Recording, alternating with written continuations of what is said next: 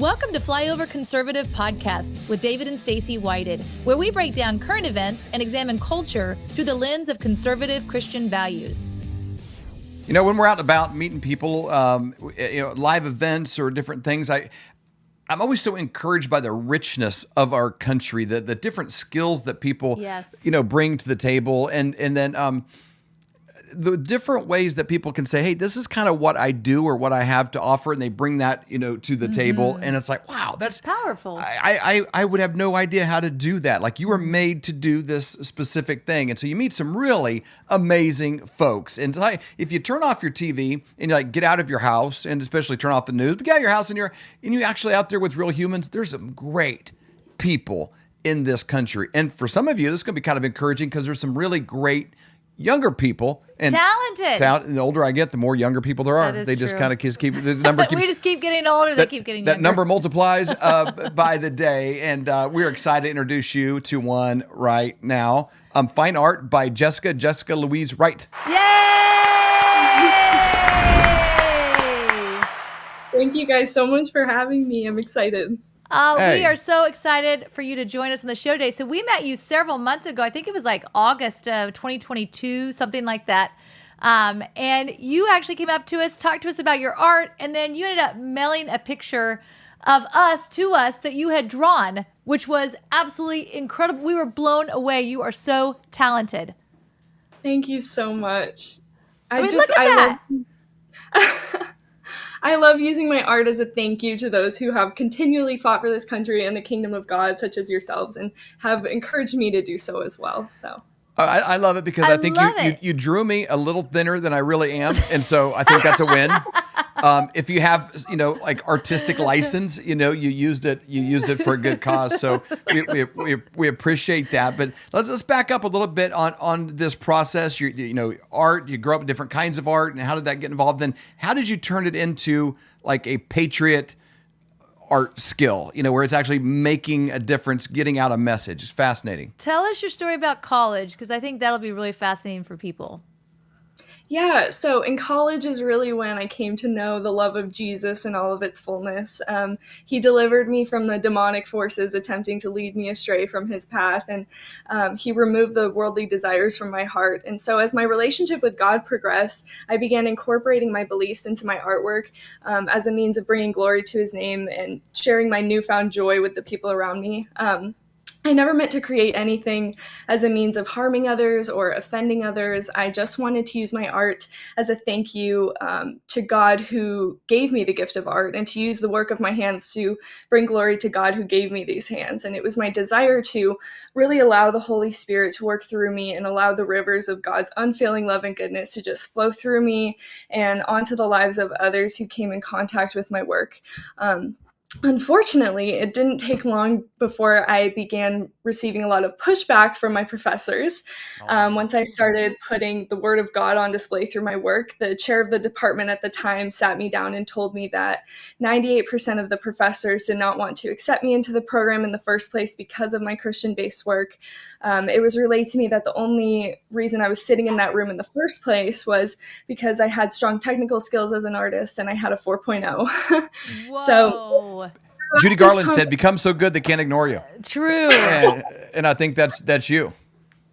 Yeah. Oh, thank you. But yeah, throughout this conversation, this person continually implied that I should start a new body of secular artwork and stop making Christian artwork altogether. And if I did continue to create Christian artwork, it was implied that I wouldn't have the best time working with my professors. So this conversation really set the tone for the rest of my time at the university. But at the end of the day, I didn't listen. I knew God's opinion of me and the work of my hands far outweighed the opinions of my professors, and I knew that I had a choice: appease my professors and sacrifice my identity in Christ, or I could continue to honor God. And I knew that there was a reason, and I didn't want to miss a spiritual move of God in my life. So I kept creating work for his glory, and I put my full trust in him. So after this, I sat through many uncomfortable critiques. I met with a committee of professors somewhat regularly. I was told I should have gone to Bible school. It was foolish of me to choose a secular university. Making Christian artwork would prevent me from becoming successful. There was no money in Christianity. I mean, you name it. Wow. yeah, eventually I hit a point where I felt like I wasn't making headway for the kingdom of heaven. And I had this constant inner battle because on one hand, I wanted to keep going and doing whatever I could to spread the gospel. But on the other, I knew I wouldn't be able to get through to my professors. And I wanted to leave the university, and I prayed to God for answers and then discernment to know his voice. And God responded to those desires in my heart and urged me to leave. So I got my bachelor's degree and I left my second degree incomplete. And after I left, I started my own business. Wow. And I yeah, love I that. mean, that's incredible. And your business is booming. I mean, as Colton was actually going through these pictures, I'm thinking, I need that one. Yeah. Were you we have three, but I'm like, that's a great one. know. That's a These great are the ones that we have so far. I love this one. This is absolutely amazing. We have these hanging right by where we go by all the time. But as I'm looking at these pictures, as Colton's scrolling through them, I'm like, oh my gosh, I need that. Let's go back to that one of the lion. Let's talk about the lion with the split face there. Let's talk about that and tell us the story of that piece that you brought to the marketplace. Because it's like, there's a song, I don't know, it's probably dated. They used to sing this song when I was a kid, like Sunday school and stuff. It's called This Little Light of Mine. I'm going to let it shine, and this whole idea and like not hiding it, away. And I think that's what they were trying to do. And you just kind of like, I'm just going to turn up my light even brighter and take it into the marketplace. It's like, you didn't want me to do this in school. I'm going to take this in the marketplace. I'm going to have thousands of people, have this in their homes. So talk about this one and what was kind of your inspiration for that? And where do you even come up with an idea like this? Yeah, so somebody actually requested this piece from me. They asked if I could do a portrait of Trump's face overlaying a lion's face, and I played around with the idea for a while, and I couldn't get it to a point where it wouldn't look tacky, so because Trump would just end up looking like he was wearing a lion mask, and it wasn't working out. So this is the best I could come up with, and it's called King of the Jungle because he is the king of the government jungle, and yeah, he's got this.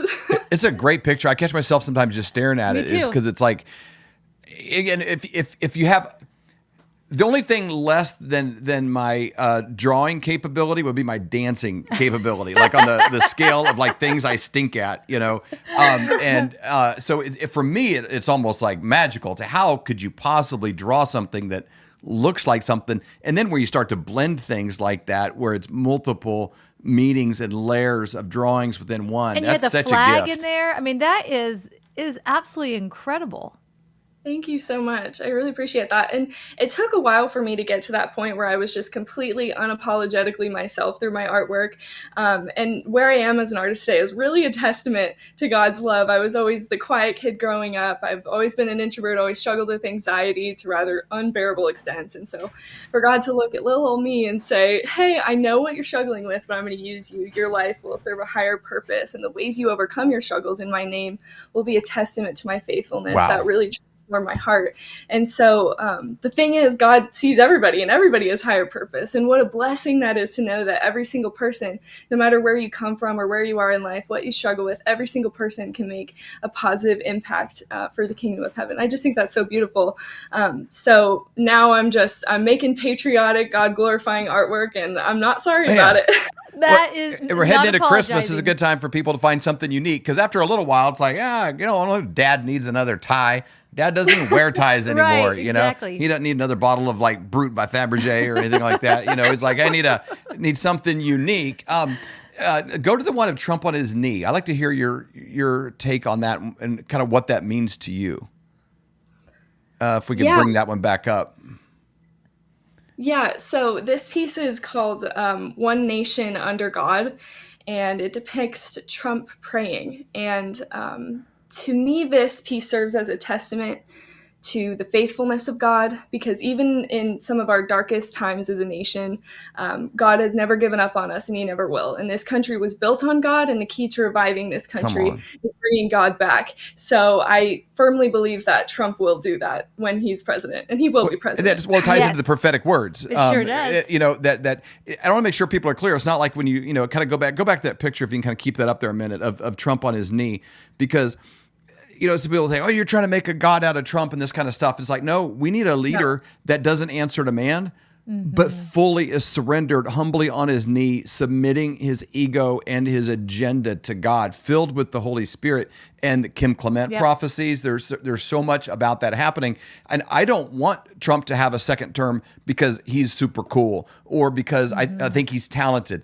We need the guy that God has his hand on and a willing, like humble servant of God. I think that's what that represents. So that's why we have that specific one hanging up in our office. Cause I see that, I pray about that. I'm like, God, just fill him with your presence, surround him with wisdom and people that are also submitted, to your will. And I think that's what that represents in a really great way. Okay, so Jessica, tell us again, this art that we're looking at, it's done with pencils, right? Isn't that how you do it? Yes, it's done with charcoal. Okay, so it's done with charcoal, which is so cool. Okay, so when they go to your website, they want to order a print, walk us through that process. They go to fineartbyjessica.com, and it's Jessica. So if you're listening, it's fineartbyjessica, Jessica.com. So walk us through this process of how do they purchase the art? Yeah, so on my website, you will find a tab titled Store. And if you click on that tab, you can find limited edition prints and unlimited edition prints. And you can just find the one you want, add it to your cart and buy it. And if you're interested in purchasing custom work or commissioned work, I am available to do that as well. All you have to do is shoot me an email with your requests, and I will get back to you with a quote. You could do one of me with a 6-pack. That'd be awesome. Like, how much would that cost me? Put a 6-pack on there. That'd be good. I love these. So people can buy an original one or prints of them. Either way. Yes, that's correct. And is it too late to get it done by Christmas? I'm a little backed up right now. I could do my best if there is a little bit of a rush fee, but I could make it happen. But the prints are all ready to go, and you can ship them out. That's and then amazing. Will you be in Tulare, California, December the 15th and 16th?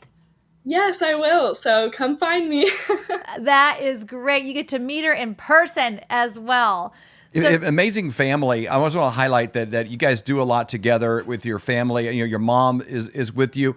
And I just think it's a really, it's an encouraging thing. If people just, again, if you're watching the TV all the time, you're like, this next generation and people, the multi-generations not getting together and all this stuff. Like to see your family work together and the way they all are on board to support.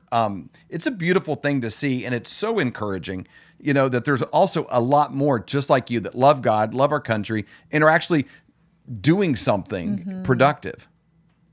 Yeah, absolutely. It's been such a blessing, and I'm so blessed to be surrounded by so many people who are just led by the Spirit, and people that have encouraged me as a Gen Z follower of Christ to do for the kingdom of God the beautiful things that they are doing as well. So I thank God every day for my family and their support. I wouldn't be where I am today without them. So well, you've got a great one. So Flyover family, go to fineartbyjessica.com, fineartbyjessica.com. There you are. Oh, look at that. There's the fam right there. You're a whole flock of patriots. I love it. I love it. So Jessica, thank you so much for your time. We look forward to seeing you in Tulare. Yeah, I'll see you guys soon. Thank you guys so much for having me. This was wonderful. Our founding fathers evolved the idea that you and I have within ourselves the God-given right and the ability to determine our own destiny. But freedom is never more than one generation away from extinction. We didn't pass it on to our children in the bloodstream. The only way they can inherit the freedom we have known is if we fight for it, protect it, defend it, and then hand it to them with the well-taught lessons of how they in their lifetime must do the same. And if you and I don't do this, then you and I may well spend our sunset years telling our children and our children's children what it once was like in America when men were free. Okay, Flyover family, I am so excited about today's interview. This is a couple we actually met in January of 2022. 2, Yep. I believe, in Arizona. They shared the story, a testimony that was absolutely amazing. They've since then moved to Warrior, Alabama, to Church International with Pastor Robin and Prophet Robin. So we get to see them every once in a while. But their story is so incredible. We had to share it. One of our with favorite you all. stories we've ever heard. It is. I share it all the time, so I can't wait to actually hear it from the sources. Welcome to the show, Connie and Reed Barfield. Yay! Welcome. We're excited to have you guys on and share this, but if you mess up on any of the details, she'll probably correct you and make sure that it's right. So you're being fact-checked on your own story in real time. Exactly. So I need it. We want to stay out of your way because we do have limited time with y'all today, but we want everyone to hear this incredible story of a miracle that happened in Reed's life. So fill us in. We'll let y'all take over. You want to start? Well, everything started... It was February 3rd of 2019, Super Bowl Sunday. We gathered with family and friends, and during the halftime show, I had the Widowmaker heart attack. That's where my part of it gets a little sketchy. Yeah, no kidding. But I can do that little bit of an intro for it. So the gist of it was I didn't know he had a heart attack. I didn't know what was going on. I actually heard sounds from him and he was making a face and I thought, what are you doing? Like, you're being weird. And it was a couple of seconds that it took me to realize something's not okay and to call 911 and get emergency help.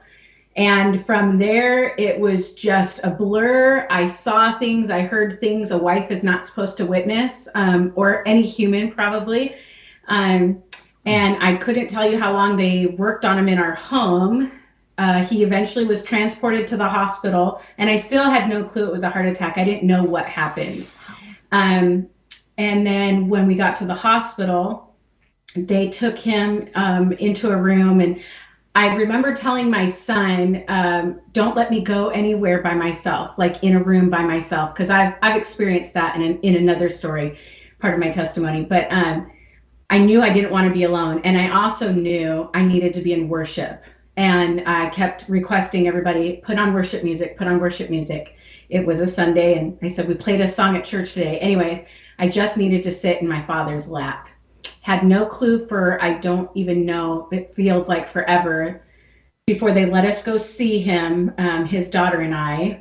Still nobody had told me it was a heart attack. I was able to talk to him a little bit, and then we lost him again. They rushed us out, and then they rushed him into an emergency surgery. Wow. At the end of that surgery was when I was told that he had a heart attack. They put 3 stents in his heart, and essentially it was, if he makes it through the night, that's going to be right there. It'll be a miracle. They hooked him up to a vest that would freeze him for 30 minutes, warm up for 30 minutes, trying to preserve all the organs. And he, obviously, he made it through the night. The next day, they said there was something else they wanted to try because everything was still so it was failing. Horrible. Everything was failing. So they rushed him in for a second surgery for a machine called the Impella, which is to take pressure off the heart so the heart and the machine dance. So every other beat is for the Impella. It was in that surgery that his cardiologist pulled me into a room. Luckily, he said everybody could come in. So to me, I was like, yes, good news. And in that situation was when he held my hands and gave me the info that technically Reed was already gone. They had him reconnected to life support so that everybody could come in because he's from the Carolinas. We were in Arizona at the time. And that his every organ was in complete shutdown. The heart was non-responsive. It was the machine. It was falling flat, and the heart was dead. There's a whole longer story of all of that situation in that. But they said we're going to get him moved back to his room and get him cleaned up. You need to call everybody in. They need to say their goodbyes. I said I won't pull the plug. They said you won't have to. By morning, we'll start slowly lowering the machine, and his body's just going to give out because everything has completely shut down. And God was in the room, and people did start showing up. And I had this constant fight that I was in with what I was seeing with the natural eye and what my spirit was speaking. And I remember at one point I said something, I couldn't tell you what it was, but it must have sounded negative to the Lord. And my mom like snapped at me, and I said, no, I'm not saying he doesn't sit on the throne. And I remember looking up at the ceiling in this room, and I said, I know that you sit on the throne, and I will still serve you, but I'm going to fight you for him. Wow. And I just remember that. And I remember also being really upset because everybody wanted me to accept what was happening. And I was like, they all like, where is your faith? Like, just meet me here. And anyway, so late that night, after everybody had come and done their stuff and said goodbyes, and I mean, people flew in and stuff, the nurse, this is the God, like another just God thing, the nurse on his own slowly or turned off sedation so that he could wake up. And he did. He woke up, he opened his eyes. And so we were kind of like, what the heck? Well, earlier, when everybody was in the room, out of nowhere, his left leg kicked up, and we were all like, what was that? And they had to do this whole thing of, when the brainstem is dying, the body has involuntary movement, blah, blah, blah. And they explain all those things to you. And you're like, okay. And I'm like, no, there's something else happening. Like, I learned that day how deep our spirit is. Like, how deep you can pull down into the core to search and to actually sit with Holy Spirit and like, okay, like regroup and strengthen yourself as you're in this fight. And because nobody in my room was in the same place that I was. Everybody else had accepted it. And I was really just battling with the Lord because I had already surrendered in another situation when my daughter died many years earlier. And so I was like, no, I understood what grief was in a different way. And so I was just going through my own thing. And so anyways, hey, Connie, so from the moment in this halftime of the Super Bowl, these symptoms kicked in, you know, with the heart attack, you call 911, ambulance comes. From that moment, Reed, were you in any kind of communication or any space, or were you like blacked out, like a coma type state? Like, was there any connection between the two of you verbally or any other signs from that moment forward? No, for me, and I think it's one of the provisions of God in this situation, because of everything and how traumatic it was for my body. I'm actually glad I don't remember it. And I actually lost a little bit of time before, so probably a week before, because I didn't even realize who had won the playoffs to get to the Super Bowl. So okay. I don't have memory of that, or a big portion of the time in the hospital. So that part's still blank. I pretty much woke up when I was in rehab, and they were trying to get me to pass a swallow test. So it was much later into the story. So wow. Okay, I'd already learned to walk again and all of that, but I have no actual memory of it. Wow. Okay, so Connie, when were you out on the street looking up at the hospital room with the angel? You got to share that, because that is so powerful. I'll never forget that story. So that was, so that part was after we had obviously made it from the first hospital to the second. So at the first hospital, because of that night, him not actually dying, when his cardiologist came in, he was like, I'm sorry that it looks positive, but there's no way. 54 minutes, no oxygen to the brain. It's paper mache, add water, it disintegrates kind of stuff. And I laid hands on his head and started praying. And he said, no, Miss Barfield, he's in complete organ failure. Nothing's responsive. I laid hands on him and started praying. And he got frustrated. I got frustrated. And I said, you're divinely appointed to be my husband's physician. And I'm not here to undermine you. But your science and education and my faith, just dance with me. Don't quit on this man. Woo! And he wouldn't. Wow. He wouldn't. And I got frustrated and turned to everybody that was in the hospital room with me. And at that very moment, God had a double rainbow placed outside his hospital room. And it was game on from there. I knew this man would live and make a full recovery. And I confessed that over him every day. And I told every person that worked on him, get on board with that, because he's going to live and he'll make a full recovery, a complete and total. So anyways, now we fast forward to the next hospital, because he didn't die. That same doctor who said that to me that day, the next day said, Miss Barfield, I'll be your husband's primary care cardiologist when he recovers. I can't wait to meet him. And they put him on a helicopter and sent him to the next hospital. Wow. So at the next hospital, he was in a coma for 10 days. After on the 13th of February was when he came off of intubation and all of that full life support. And he was awake. And there were so many things that happened. He'd go into AFib. He had just other things that still happened, and he'd get taken in for another surgery and all of this stuff. And there'd be little glimpses of just the raddest things. Him out-breathing his breathing machine when he was still on life support and different things like that. They removed the Impella 2 days after he got to that hospital, because they said his heart's beating stronger and faster than the machine can keep up with. Wow. 4 days after, yeah. And so anyways, one day they had to take him in for another thing, and I was exhausted. I lived at the hospital for the first 16 days and just contended all the time.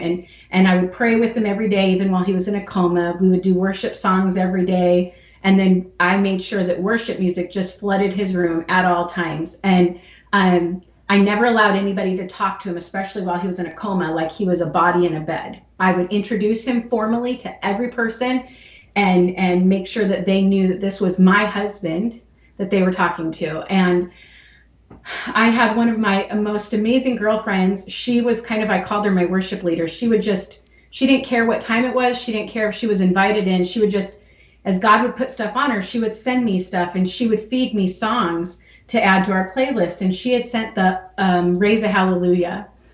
And he had gotten taken, I think he went in for dialysis at the time, and he used to do like 6-hour dialysis every day.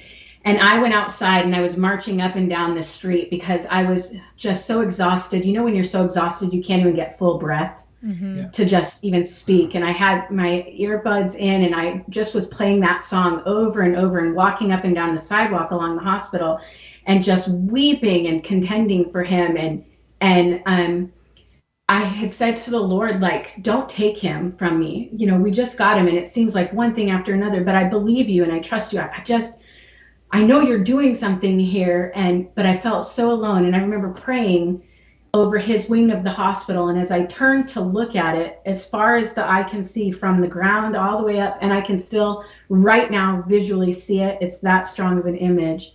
All the way around that wing up into the heavens was just people, not angels in the sense of wings and halos and stuff, just people that look like us. And in that moment, he showed me who all was contending heaven for him, because we had reached so many people through social media. His story was being shared, and just people that we don't know, that one day I pray I get to see their beautiful faces, just battling with me for him. And it was the raddest thing. Our prayers all matter, and they're counted and they're acknowledged. That's beautiful. Amen. And God showed you that. That is absolutely incredible. Okay, so we kind of got you a little off there. I just want to kind of, because I know the listeners are probably thinking, okay, so what happened when they said we're going to take him off the machine, and the family had come in, but then he was taking off the drip and his eyes opened? I just want to take you back to that real fast. So his nurse, all on his own, none of us knew he was going to do this, lowered just his sedation. So he was still on the ventilator, but he was no longer being held in a coma. And all of a sudden his eyes opened, and there was myself and a few other people and the nurse and all of that. And he started making gestures, and he would try and reach over. We thought he was reaching for one reason. Turns out later it was because he was trying to alert us to something happening in his arm. But he couldn't obviously talk, but he would follow directions and blink. And then the only thing he would do was follow me with his eyes, and he would just cry. And the short version of it is, my personal primary care doctor is also really good friends, and she and another friend were there and just messed with him all night long until 4:30 in the morning. We would just say stuff to him and ask him, if you understand, blink, you know, like anything we could think of. We would ask him questions, and he would blink, and he would just cry. and all of that. And so that was until 4:30 in the morning. At like 4:30 in the morning, they put him back under. And I finally fell asleep because I was excited.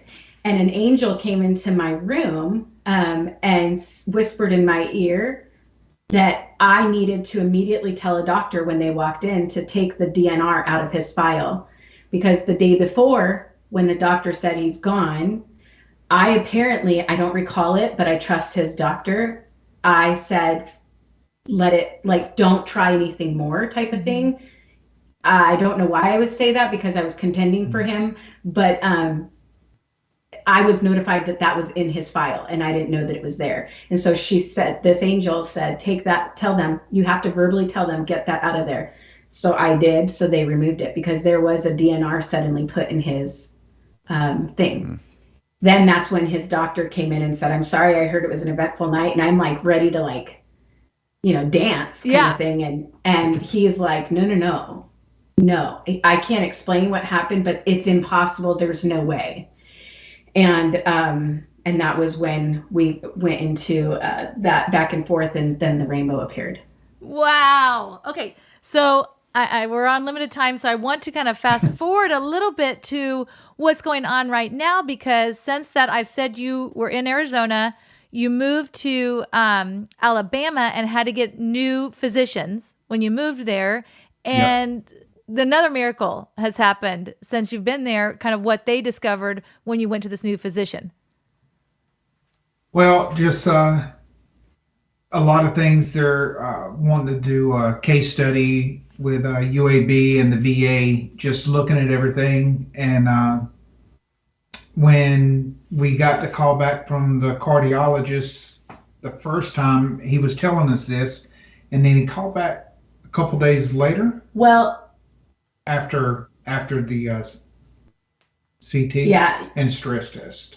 So he started seeing the VA here in Alabama. And that physician, the first time he saw him, he admitted to him, I stayed awake all night reading your file because he's like, so Reed's primary care cardiologist in Arizona is still his primary care cardiologist. He's working with the VA. They share a portal on Reed. Okay. And so they were going over it and he was like, what? He couldn't believe it. The next morning, you and I were talking in the kitchen, and I was like, how fun was that to tell this doctor who's never heard this? Because telling his story is always fun and rad. To tell medical professionals is even funner, because when you tell them all of the details, they're like, what? And I explained PEEPs and all of the different things and how it went, and they're just like, no way. So anyways, while we were laughing about it, was when you got the first phone call, and the guy says, so I got my supervisor involved in your story, and he happens to be really very good friends with the head instructor at UAB of cardiology. And he says, and I'm going to let you know, the three of us have been on the phone all morning with Dr. Quinn in Arizona, and we want to do a case study on you. So they started setting up all of these appointments for him where they're checking all of his stuff. So he had to wear a heart monitor, and he was doing heart mapping and echoes and MRIs, all these different things. And that was when the newest thing that's just, so I have always contended that he would have a complete and total healing. So we decree all the time that those 3 stents would be dissolved. So he got a call, go ahead. Yeah, so basically the cardiologist, what he was saying was, so they're looking over everything, all the results, how everything looks. And what he was explaining to us is everything looks great. The stress test, all the results are great. They're looking at everything. He actually said, if it wasn't for the 3 stents in your heart, I wouldn't know that you ever had a heart attack. There'd be no evidence that anything ever happened. If you don't look at medical records. And the heart, just like the brain, just like the kidneys, will always show a bruise or can show damage. His heart is at 100%. Yep. And shows if it wasn't for the stents, there'd be no evidence that it ever happened. That is a miracle. So the thing that you've been actually praying would kind of disappear is actually pointing to a miracle that actually happened in Reed's body. Yep. Yep. Yep. That's the truth. We dream it up. But God does it so much bigger than we can even think of. Yeah. Mm-hmm. I mean, it just blows my mind. Every time I hear your story, like, yeah, as you could tell, I tell it often. I mean, I know about the street and all of that because it's so exciting because it's not just things that we read about in the Bible. It's not just, Jesus praying for somebody and they get healed. We're seeing these things today and we're going to see it more and more and more. In fact, you guys just came out of a church service on Sunday that there was miracles. A blind person can now see. Yes. Yeah. It was so rad. What's really rad about it is we know him personally. And so we've watched him for all those months coming in and out. There was multiple people, arthritic hands. We know some of those people also very personally. Yeah. And then this woman at the end who has not been able to stand up straight. I don't even know how many years, and needs assistance with a walker and all this other stuff. And God actually gave Reed a dream in the end of May specifically about that woman and showed that she would be. So she's aware of that, and he was able to share that with her and stuff. And I had to stay home Sunday because I woke up with at 3:00 in the morning with a migraine. Oh no! That So he was in person. I was watching from home, and while the service was happening, immediately my migraine left. Wow! No residual of it. Nothing. That is so incredible. I love it. God is absolutely good. He is absolutely and he's still good. on the throne, and he still heals. Yep. And those things are not of the past; they're today. And I think there's even bigger and better and more healings ahead than ever before. I think we're entering into an era where that people always want. I want things to go back to the normal, like before COVID, or I want all these. No. I think we're going to have a new normal, and it's going to be more stories like this. That is exactly right. Y'all, thank you so much for joining us today. I could not wait for the Flyover family to hear this story, and it keeps getting better and better and better because God always does that. So thank you so much for your time. Thank you for your willingness to share. Thank you for being a part of the Flyover family. We sure love you, and we're so excited to be able to share it with the family. Hello, Flyover family. Join me every Wednesday for the Prophetic Report at 11:11 Central. You can find it on Rumble. You can find it on the Flyover app. We have such an incredible time of hearing from all of these different prophetic voices like Robin Bullock, Julie Green, Barry Wunsch, Amanda Grace, and Hank Kuhneman. Every week, it's either 5 or 6 different prophets that are speaking, and what's interesting is God is speaking through them, and all of these voices come together like puzzle pieces. It is so exciting to hear what the Lord is saying. We're hearing from medical. We're hearing from military intelligence. We're hearing from the financial world. We're hearing from mainstream media. But the most important is, what is God saying? He has not fallen off the throne. He's not nervous. He's not chewing his nails. He is in control. He has plans to prosper us and not to harm us. What a great time to be alive, and I'm so excited for you to join me every Wednesday at 11:11.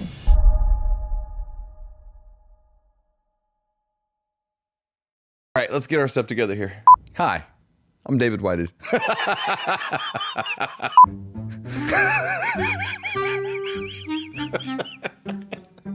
If we could skip the hi, my name's David part, because that's where I kind of tend to derail. Hi. But I did good. See, look. First thing it says, say your name. Say your name, David Whited. Have you been wondering what to do with the spare time you have on Saturday mornings? Have I got a way for you to fill that time? Not cleaning your garage, folding your laundry, or doing something with yourself. Filling your head with worthless information about what may or may not have happened 5,000 years ago. Have you ever wondered about ancient civilizations or about chemtrails in the sky? Or have you ever had a friend at school talk to you about... Friend at school. Some days when you're sitting there with your lunch pail, you're talking to your friends at school, they bring up your flat earth, and you think it's a flat earth. I don't know if your flat earth is flat or not. I don't know, alligators are angry because they got all those teeth and no toothbrush. And it's all true. And we talk about it every Saturday. We talk about Rubik's Cubes and stuff. We like to have conversations with people that have made documentaries, written books. Oh, this is terrible. I can feel myself hating watching this later. Okay, give me a swoosh. Let's do this thing for real this time. Have I got a show for you? Hang on, my eyes red now? You won't be able to tell in there. Peter can fix it. You can run it through a filter. can't even run it through the Brad Pitt filter and get rid of my red eye. Oh, I'm probably doing the world a disservice.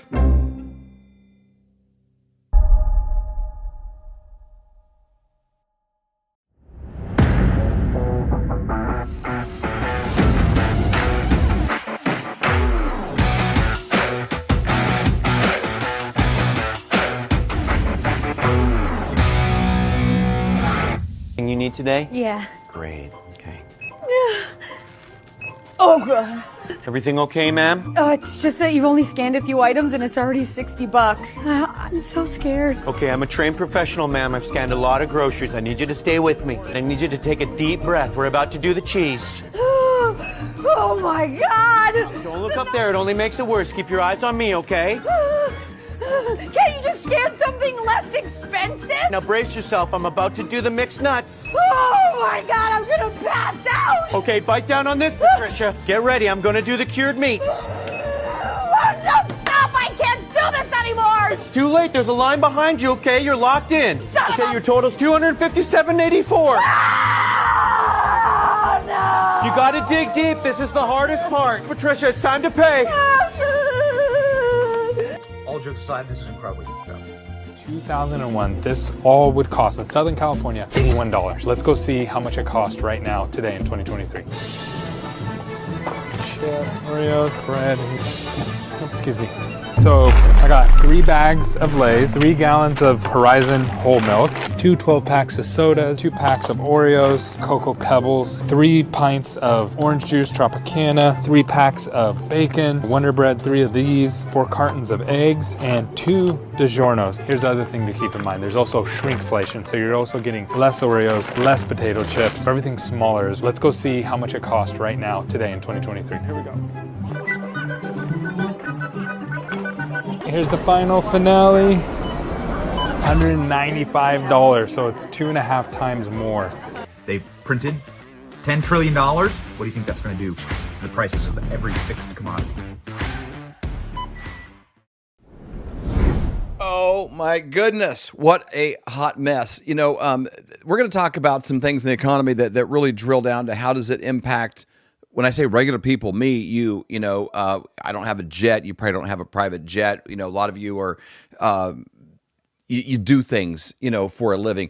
What are the actual real impacts of policies, elections, you know, won or stolen, no matter what, there are impacts in that, and it does affect everybody all the way through. So if you're looking at some of this stuff that's going on in the economy and you're like, man, what am I going to do? Where you feel isolated or man, this is just my unique situation. I want to play you just like a few seconds of a clip. Tucker Carlson gave a speech to a large group, brought him in. It's a keynote of some sort.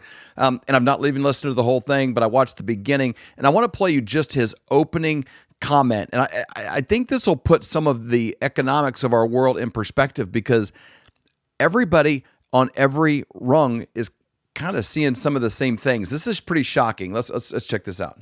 I love it. Thank you. Tucker Carlson, everybody! Tucker fucking Carlson is in the house! Tucker Carlson! I've never had an introduction like that. And by the way, every introduction should come with profanity, so thank you. I didn't hear the introduction because I was backstage with an old friend of mine from television who's here. I didn't expect to see him. And he's probably the greatest financial analyst on television. And so I said to him, jokingly, since he deals with markets and, you know, real companies, I said, there he is right there. I said, is it crazy to bury gold in my yard? He looked me right in the face. He goes, no, it's not crazy at all. And that kind of, and by the way, I'm not giving investment advice. I'm the last person. You would never take investment advice from someone who's never had an actual job. Don't buy real estate from a homeless person, et cetera, et cetera. Don't hire a fat person as your trainer. So I'm not doing that. I'm right. But I'm only saying that to highlight what everyone in this room already knows, which is that it's really a volatile moment. I flew out here across the country this morning and spent 5 hours texting people, mostly people I know, but also the entire mentally ill community in America has my text, so a lot of crazies too. But also a lot of people I really like, and who are smart and temperate and reasonable people who've been around, who are my age, I'm 54, kind of seen stuff, and have measured opinions on things. And I gotta tell you, every single person I texted with the exception of my wife, who's not on the internet at all, was angry and paranoid.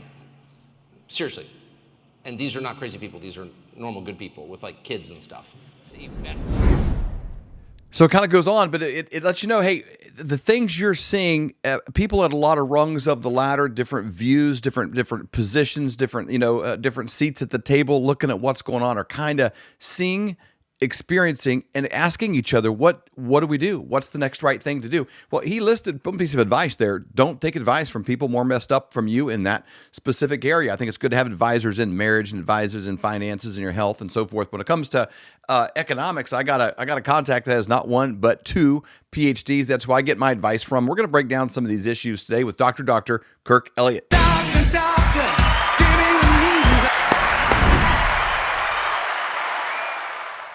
We need some advice, Doc. Even Tucker is like, hey, would it be crazy if I was burying gold in my backyard? And the guy's like, no, that's not crazy at all. Not right now. Well, so the reason that's not crazy is because we've got to start thinking differently about the monetary system that we're in, right? Because we've got fiat money that's changing. It's going to central bank digital currency. Are people going to accept that? So burying something that's tangible in the backyard, better than currency that's falling apart. Go back to Weimar Republic, Germany, where, after World War I, Germany, who was the big kid on the block, they bombed the living daylights out of the rest of the world, right? It's like, we won this war. We're amazing. Look at us. And the Treaty of Versailles came along and said, hey, Germany, too bad, so sad. You're not as cool as you thought you were. You've got to repay all of your war debts. And they said, what? We can't. We spent our whole wad on winning this war, fighting this battle, right? So they said, nope, you can't. So they abandoned the gold standard on their currency. They just started printing what was called the Rentenmark at the time without discretion, to where they got billions of % of inflation. Parents couldn't afford to feed their kids. They were putting them on the stair steps of fire stations. Here's the thing, burying something tangible in the backyard, people would get paid with wheelbarrows full of cash, and they would get mugged. They get robbed as they're going down the street with their wheelbarrow full of cash. They would dump the money out on the street and just haul off with the wheelbarrow, and people would use the money as kindling, like to build fires with, because it was absolutely worthless. It was declining so rapidly. See, this is what we have to put into perspective now, because since August 22nd through the 24th, when the BRICS had their meeting and they said they're going to de-dollarize the world, global demand for the US dollar is diminishing rapidly. And come January 1st, it's for all intents and purposes gone. Yeah. Because the petrodollar will be replaced by 70% of the world's population, including 6 of the 9 largest oil producers in the world, trading in their own currencies and not the US dollar. So really, we're no different at this, come January 1st, than Weimar Republic, Germany, then Venezuela, then Argentina, which Argentina, by the way, just got a new president who's a pro-Trump hard money guy, maybe going to change things in Argentina. Economist. After they've had decades of inflationary pressures and financial mismanagement and government collapses and shutdowns. It's like, man, this is the same path we're going on. We're going down that road by choice, not our choice, but by politicians' choice. They're saying, hey, this globalist agenda, this printing money like there's no tomorrow, this high taxation to fund all these stimulus programs, all this dependency class and entitlements, which is what Argentina did. They went through decades of horribleness. Now they got a president that's getting them out of it. Well, we're going into it by choice. It's like, why wouldn't you learn from history? Communism, socialism in the long term always costs more money than what it brings in. It never wins. But yet it's what our politicians want, because it's not about prosperity anymore. It's not about creating an amazing country that will stand the test of time. It's about people control. And when you can control what a person spends, make them dependent on the government through higher prices, higher taxation, more intervention, more big brother oversight, well, then you can get votes, David. You can get votes that way because you control the masses. That's where we're headed. That's why they want it, not because they think it's the greatest thing ever since sliced bread to grow an economy. They know the opposite is true. These people are not dumb people that are putting this together. They're smart. They just happen to be evil, and they want to control people, and that's what this is all about. And I think people feel this in a very real way. We're heading into Thanksgiving. I'm sure all the shopping people have already done. They can kind of feel the squeeze. This is the most expensive Thanksgiving in U.S. history. It broke last year's record, which broke the previous year's record. Everything is more. People are feeling it. Epic Times did a really good special report. I love them. It's one of the few notifications I keep on my phones. Epic Times. They have this premium report. Well, they interviewed real people, Americans, all the way across the board. They got a guy named Oscar Taylor who owns a gun shop in South Dakota called Barrett Rifles in Sioux Falls. He's done this business for 7 years, and they've done okay. But now his wife, who's been a stay-home mom, and they were able to make it work, is going to need to go back to work full time, to kind of keep up the same lifestyle without any additional spending. They kind of break down these different situations with different people. They got a Vietnamese guy in Philadelphia that owns a mechanic shop, and they go through his struggles, how he's adapting and dealing with it. There's a Chinese lady that owns an outdoor patio furniture named Wendy Wang in Pennsylvania. One of the things they talk about is in July this year, the average American household spent $202 more than in July of 22, and a staggering $709 more than they were spending in July of 2021. So you think about that $709. If somebody was to come to an average couple in 2021 and say, hey, I got a great deal on a brand new Mercedes. You can buy this brand new car for $709 a month payment. They'd be like, oh, I'd love to have it. It's probably a great deal, but an extra $709 a month for a car is just not in the budget. Well, now they're spending the $709 a month and they don't have anything for it. It's just Bidenomics. It's the consequences of elections. 43% of adults do not have enough in their savings account to cover a $1,000 emergency bill. 61% of adults said they're barely making it ends meet between pay periods. Here's a staggering one. U.S. consumers' credit card debt reached an all-time high in the second quarter of 23. It's $1.03 trillion in total personal credit card debt. Here's the shocking thing. That's a $45 billion spike from the first quarter of this year to the second quarter.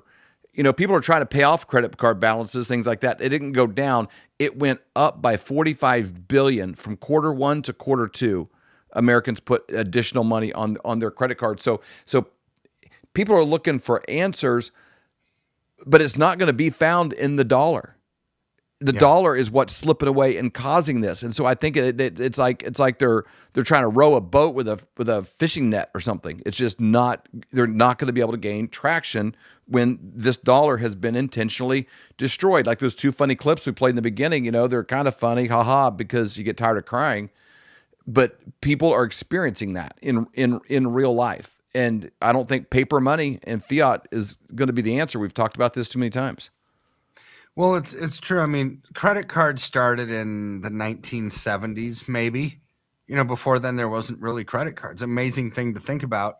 So 70s, 80s, 90s, zeros, tens. So almost 50 years of credit cards. We went from zero to $1 trillion. But on this pace that we're on, we're going to add 180 billion in a year. I mean, 18% in 1 year would take about 50 years to get $1 trillion. And Janet Yellen's out there literally cheering for America. In a statement a few weeks ago said, America, thank you for being resilient in your spending. Even in a harsh economy, you're keeping the economy afloat, you're spending. It's like, in what world is that something to cheer about? When people are spending money on their credit cards, and when their credit card limits max out, or when the banks run out of money and they take away the extra available credit. Like, let's say, David, you have a Chase credit card and you have $25,000 worth of expenses on it, but you have a $35,000 credit line, you still have $10,000 of money to spend, right? Well, banks are pulling that away. They're shrinking that down to your available balance so they don't have to lend out any more money because they're afraid they're not going to get it back. So now what Janet Yellen is cheering about, Americans being so resilient, they're not resilient. If they don't have a credit line, they're not going to spend because they don't have it. So all of Bidenomics policies of spend money that you don't have probably come to a screeching halt come 2024, and it's going to be ugly, right? But they're not the only ones who know this. Banks know this. This is why Project Bora Bora at Citibank, the CEO of Citibank 2 weeks ago announced an internal document called Project Bora Bora that said they're going to lay off 10% of their workforce. That's 24,000 people because Citibank has 240,000 employees. If the economy were so robust and so amazing, why would the third largest bank in North America lay off 10% of its workforce? Yeah. It's because it's not good at all. Right. So then you look at the retail sales. They're awful. Christmas is going to be terrible. Walmart says people aren't buying groceries and consumer spending is down. Target, possibly the most dumb woke company in America right now, where it's like, I don't care if they don't sell anything, but their CEO said that they are actually not going to have much on the shelves this Christmas holiday season because people aren't buying. Box sales down 80%, so nothing's going to be shipped. So you look at that, it's like, man, government revenues are going to come way down. There's going to be no sales tax revenues. There's going to be no income tax revenues because if people aren't buying, companies aren't going to hire. Yeah. So that means that goes down. If people aren't working, they're not buying houses, so property tax revenues come down. There's a lot of dots to start connecting. Well, the end result is the central bank of the Dutch central bank spilled the beans like 2 days ago. So they basically said, we're actually ready to have a currency that's backed by gold. They're prepared for new gold standard, right? So this is what we have been talking about on this show for like the last year and a half. Tangible money, real money. And what did they say? So one of the heads of the Dutch central bank said this direct quote: if there is a financial crisis and the gold price will skyrocket and official gold reserves can be used to underpin a new gold standard, according to the Dutch National Bank. Then go down a little bit further. What else did they say? By saying gold will be the safe haven of choice during a financial collapse, the Dutch National Bank confesses its own currency, the euro, does not weather all storms. Well, it's like, duh. Yeah. Your fiat-based currency does not weather all storms because people ultimately lose credibility with it. It loses all of its credibility, accountability, transparency because they print like there's no tomorrow. That's what causes inflation. So for the last 6 months, we've actually addressed central banks like the Bank of China has 5,000 tons of gold that they own with the central bank. The European Union, the European Central Bank, has 10,500 tons. The Federal Reserve has 8,500 tons. Iran, Kazakhstan, Turkey, Uzbekistan, they all have like 200 to 300 tons each. These banks are amassing thousands of tons of gold or hundreds of tons of gold for a smaller country. But why? Don't they say gold and silver stink? They're ancient relics. Why would you want such a risky commodity when you can have central bank digital currency that's transparent, that's 365 days a year, 24/7 easy money transfer? Don't you want that? Right. Don't listen to what they say. Watch what they do. Yeah. They're amassing gold by the hundreds or thousands of tons. And the Dutch central bank just spilled the beans saying, yep, we actually are. We're ready for a new gold standard because they know. I think, David, that they know that when push comes to shove, what they have is not really what people want. And there's probably going to be opposition to Big Brother on your bank account, the ability to cut you off from buying or selling if your ideology doesn't match up. They know that this isn't going to be an easy path. So therefore, plan B, Let's have a currency that's backed by gold because we still want to be the reserve currency of the world, but we have to have something that's real that people will like, right? Or else they don't win. So we're entering into a weird part of the economy now where things are collapsing so fast that answers that we thought the globalists would never ever want they're actually looking to something that's more stable, like what we've been talking about, because I think they think that their system might not actually work. Yeah, and I don't think that it is. I mean, if you can look at it, it's not working for people. It's not. And if you listen to some of the prophetic voices out there saying that they've gone too far, the overreach has gone too far, there's going to be a pullback, there's going to be a move towards freedom globally, right? And God's working. He's always working. He's always got his hands in things, and because he loves us. And, you know, when I see what central banks are doing, it's like, all right, don't listen to what they say. Watch what they do. If they're amassing tons of precious metals, we can't obviously buy tons. We can't buy hundreds of ounces. Sometimes we can't even buy a lot. But what we can do is buy gold or silver by the ounce, right? Yep. Just start. Do the exact thing that they're doing, just on a smaller scale, because that ultimately is going to protect you in time. How do I know? Because they're doing it. They're going to protect their backside whenever they can. And so that's what they're doing. You look at Russia, you look at all these countries, they're stockpiling gold. Yeah. Would you say China's 5,000? 5,000 tons. When you're measuring your gold in tons, not ounces, it's a lot. That's a lot. And they're new to the game. Right, China hasn't been doing this forever, but like the European Union and the United States have. See, the Eurozone has 10,500 tons. The Federal Reserve has 8,500 tons. China, new to the game, already has 5,000 tons. But here's when you start to add the other countries of the BRICS nations. You know, Turkey has 600 tons, Uzbekistan, Kazakhstan, a few hundred tons. India has close to 1,000 tons. It's like, man, they're on par with more gold than the European Union has, who's been doing this for a long time. See, they are trying to be the world's reserve currency. How do you do that? Back your currency with gold, because ultimately that's what people are going to want. They're doing it really well. How much gold is there? Like, if you put it all in a pile, how much gold is there? How much silver is there? Like, how much of these metals even exist? So all of the gold in the world ever mined can actually fit into 2 Olympic-sized swimming pools. It's not a lot. I mean, fathom that. It'd be a lot if you had it. It would be a lot if you had it.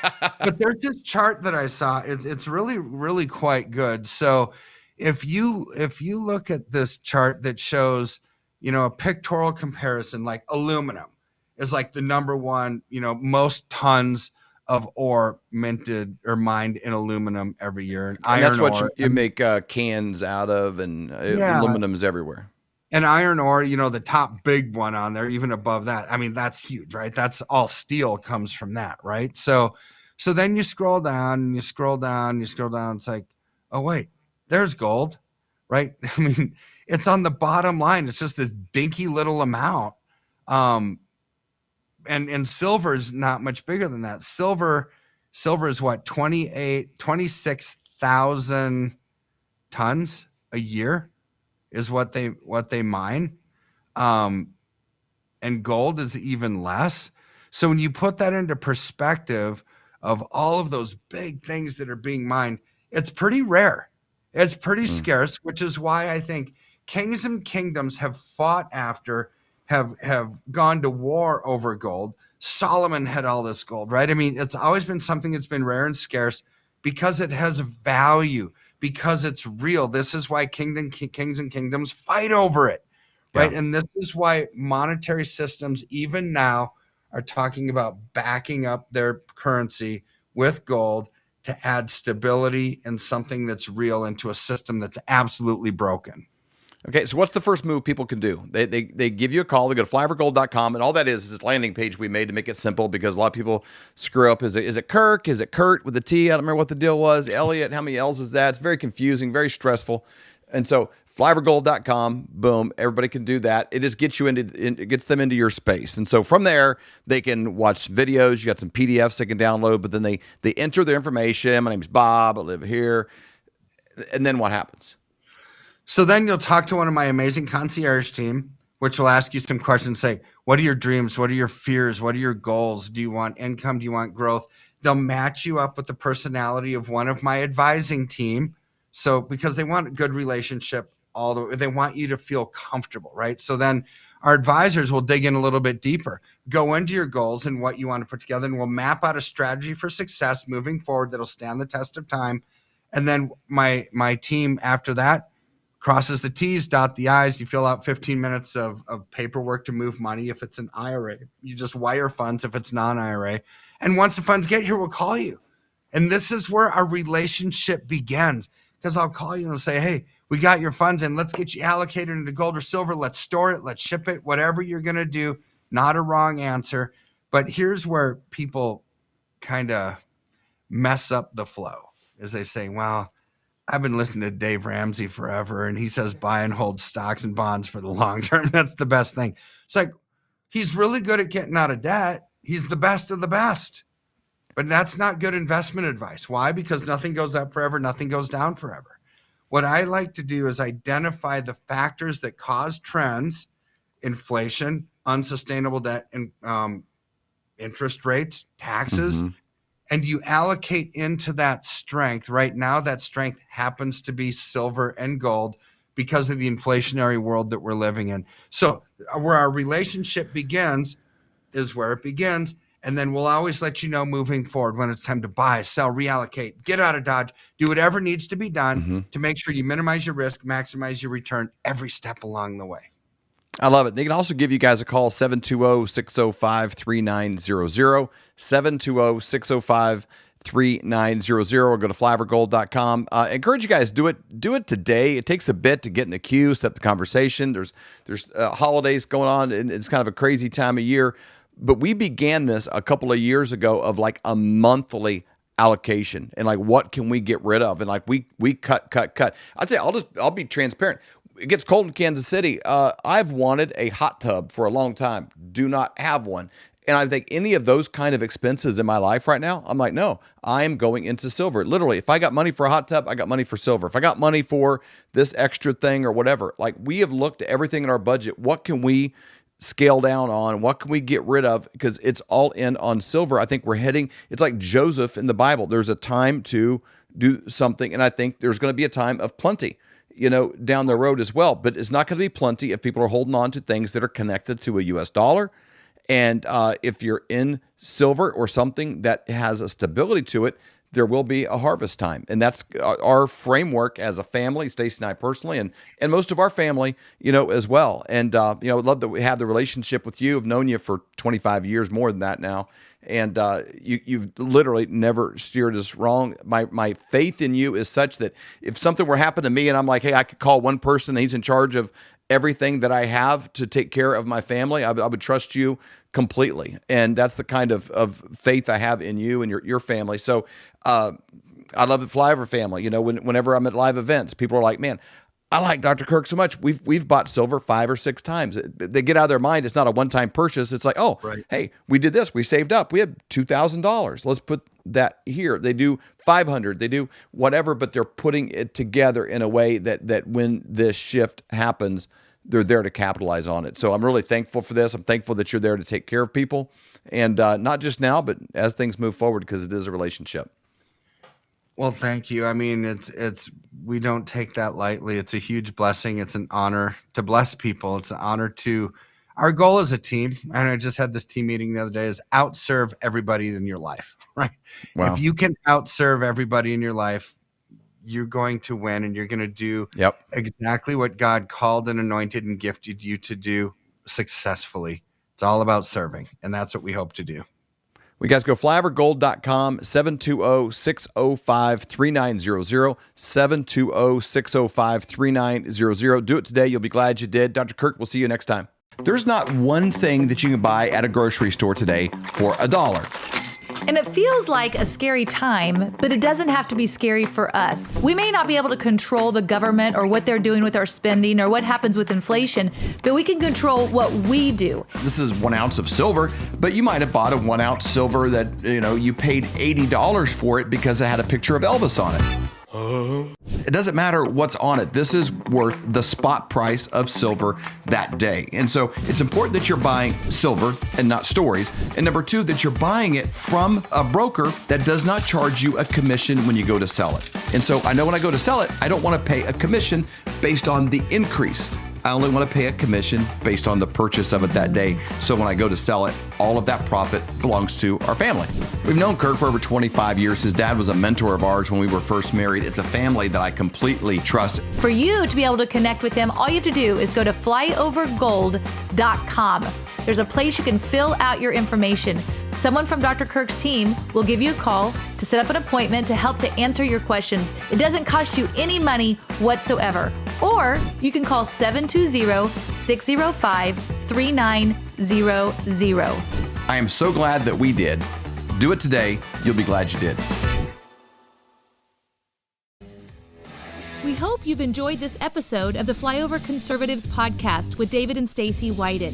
Please subscribe, hit the notification bell, and leave us a comment below. Lastly, if you enjoyed today's podcast, share with those who came to mind. Be blessed and make it a great day.